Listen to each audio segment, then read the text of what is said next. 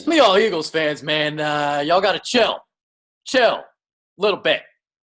It's not like Carson Wentz is out, huh? Man, some of y'all ready to jump the bridge. Eagles are going to go 1-3 now. Oh my God!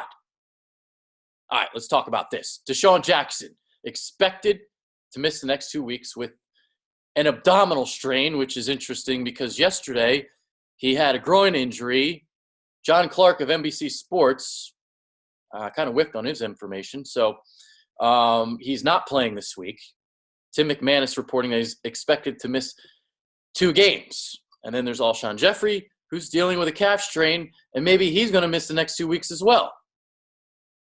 His status is in doubt, according to Ian Rappaport.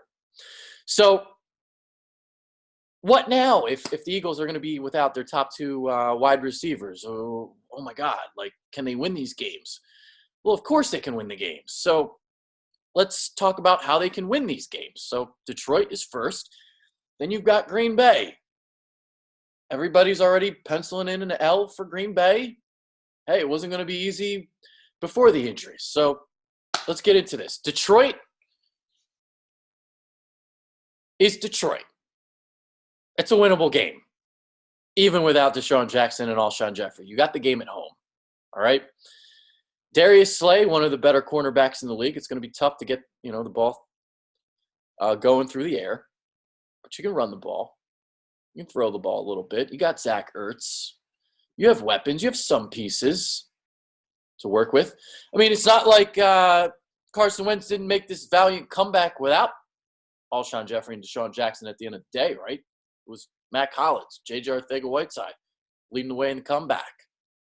So it was ugly to start when Jackson and Jeffrey got hurt, but as the game went along, it seemed like Hollins and Arcega-Whiteside were getting more on the same page with Wentz. And Aguilar, unfortunately, had the big drop, which looms large now considering these injuries. And let's see if what the Eagles can do in these next 2 games.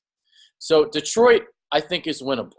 The tough game is going to be in Lambeau Field on Thursday night, and it sucks that it's a Thursday night game because I wonder if those extra couple days would have been good enough for Deshaun and maybe even Jeffrey. I don't know what his status is going to be.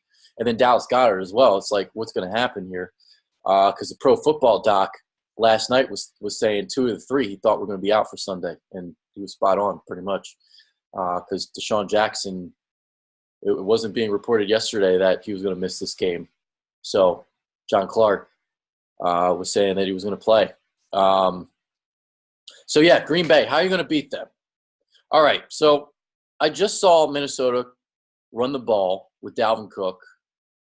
That's how they got back into the game against Green Bay. So the Packers, they're building an ascending defense. They've got some pass rush. Darius Smith and Preston Smith are going to be coming off the edges.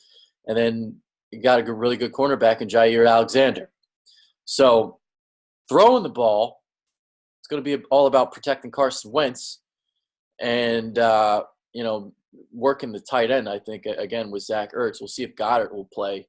I mean, you'll see some of the tight ends. And I think that's the matchup you can really exploit against the Packers in the passing game.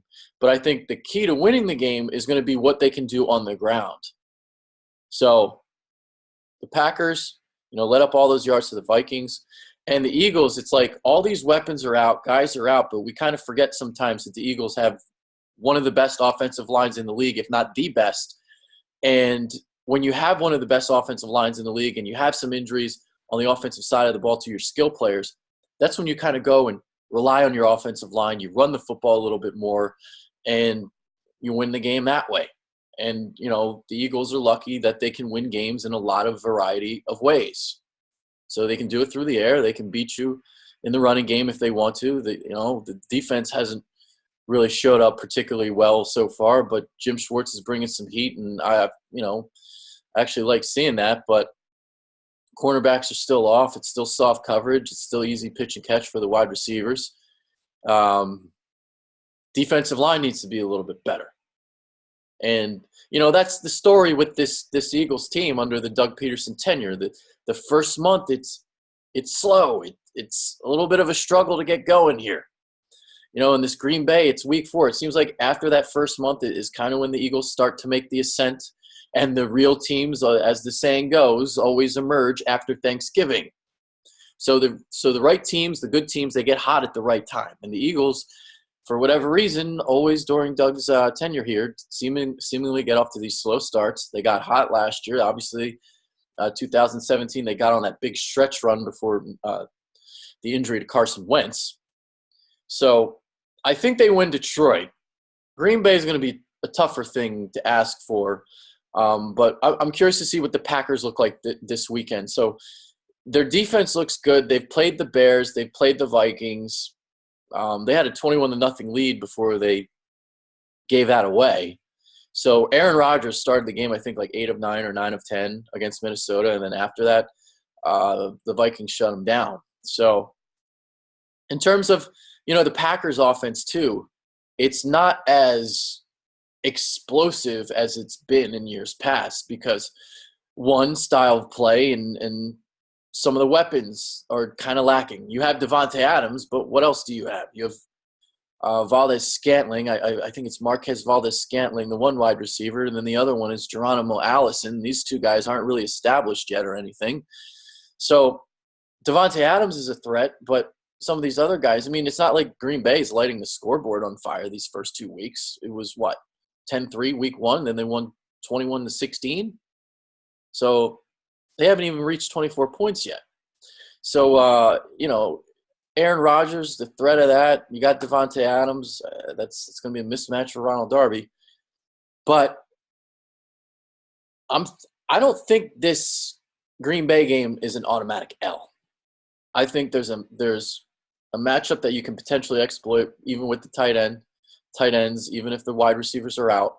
You can run the football, and we'll see what this Green Bay offense looks like against Philly. So, usually Aaron Rodgers picks the Eagles apart, and the way Jim Schwartz plays that off coverage, Aaron Rodgers will probably pick them apart. But we'll see what happens when the time comes. So, Detroit game, I think, is a win. And then the Green Bay game, I'll let you know next week after I watch Green Bay play again. And I want to see the Eagles run the ball effectively this week. If they run the ball effectively this week and they're going for like over 5 yards a carry and stuff like that, I will feel comfortable heading into the Green Bay game. If they're running the ball well, they're going to win. And if Green Bay's offense doesn't look good again, if they don't get to like say over 23, 24 points, then I think the Eagles have a chance to win that game in Lambeau Field. So there's that. Quick thoughts. 2 guys out. Alshon Jeffrey, we'll see about that. Deshaun Jackson expected to miss 2 weeks. Dallas Goedert, we'll see about him. Obviously, we know about the injury yesterday. Timmy Jernigan out 4 to 6 weeks, or is it 6 weeks? Yeah, so he's got the broken foot. So update on everything there. Peace out. Adrian Fedkiw.